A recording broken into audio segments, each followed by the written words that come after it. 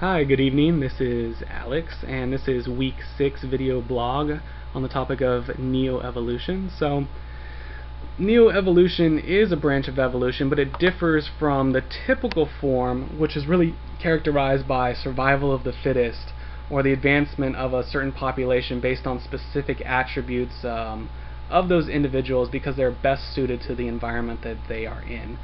So if you go to Merriam-Webster dictionary, specific to the field of biology, it's a theory that the differences between modern plants and animals are because of the changes that happen by a natural process over a very long period of time. So in his TED Talk, Dr. Harvey Feinberg, a physician talking about neoevolution, he describes the basic form, and he describes how our current population has kind of gone into this lull, which is really zero evolution at all, and that's because our population has become fluidly intermingled and ultimately making the isolation principle non-existent because of our constant world immigration. And that's because our population truly isn't stationary at all, and in fact, in addition to this, us as humans are able to modify our environment just as much as our environment modifies us. In addition to that, advancements in medical technology have increased the life expectancy of an individual from the mid-40s in the 1900s to almost double about the 80s in 2000. So he goes in and talking about neoevolution as kind of a third type of evolution here, and that's because the technology has allowed human beings as a race to really alter and create their own forms of evolution, meaning that using in vitro fertilization, people are able to sequence genomes and figure out and identify genetic predispositions for disease, and either cut these sequences out or modify them in such way that we're able to create better, healthier, longer lives for our children through giving them this healthier life without the predisposition for disease. Feinberg asked the audience, he says, something to the tune of, who wouldn't want a healthier life for their children? And in the next 100 years, that's absolutely what everyone's going to choose. So not only would this technology under neoevolution be able to mitigate this disease process, it would also allow our species to genetically alter characteristics, make our children more outgoing, more creative, have better memory, or have exceptional intelligence, better physical characteristics. The list goes on and on.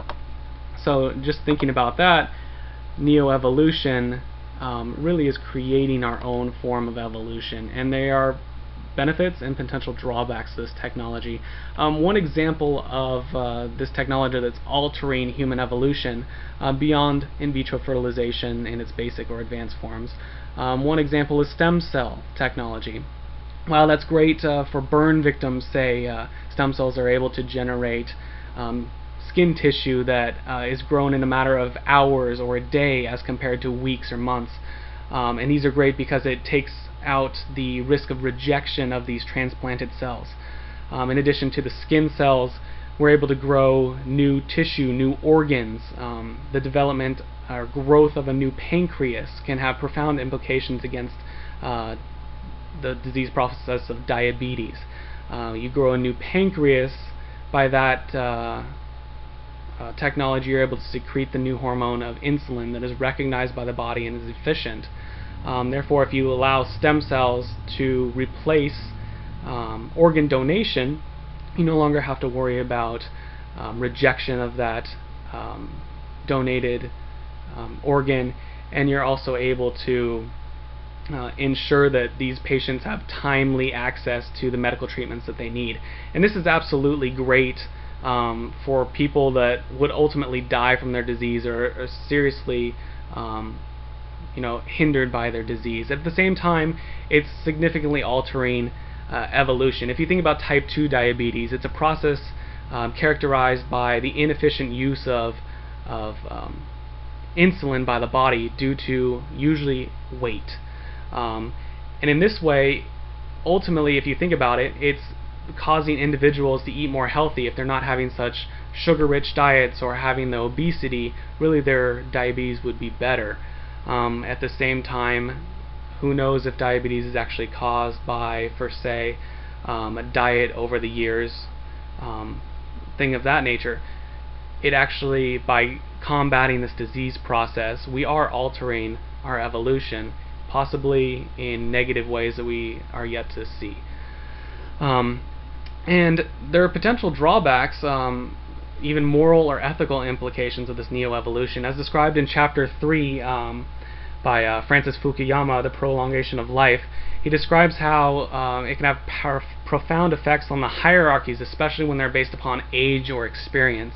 So in politics, you have dictatorships where the country is currently held in really a suspension while the population waits for the leader to die and be replaced before any change can happen. The same thing's described in business, as CEOs are holding power into their later years as long as they possibly can, because humans in general don't like to relinquish their power. Board leaders retain their positions, imagine for 10, 20, 30, 50 years longer than expected. It's going to be very difficult for change to be implemented at any quick rate, just due to people not wanting to change or relinquish their power. On page 44, Fukuyama states, with 3 or more generations active and working at the same time, the younger age cohorts will never constitute more than a small minority of voices clamoring to be heard, and generational change will never be fully decisive. And that's really kind of struck me. Fukuyama also describes the differences in nations given their median ages. Developing nations generally have a shorter or lower median age as compared to northern hemisphere countries such as France, Italy, or the United States. Discrepancies in that median age can cause really kind of chilling differences, and he briefly discusses beyond the differences of occupation or religion, it's the young and the angry individuals that really were suicide bombers that attacked the World Trade Center in New York City in 2001. He just kind of put that out there as a possibility of things that may happen. So we ultimately have to pursue this form of technology. It's giving so many short-term benefits to our nation, to the world, to our species in general. And really, we're going to have to deal with the negative consequences really as they arise. Unfortunately, they're more long-term and hard to see straight ahead, so it's really not hindering the development of these technologies.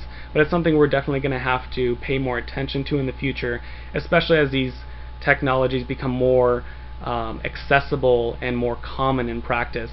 And really, neo-evolution is going to continue to advance, and it definitely can be very detrimental to our society as a whole. Thank you.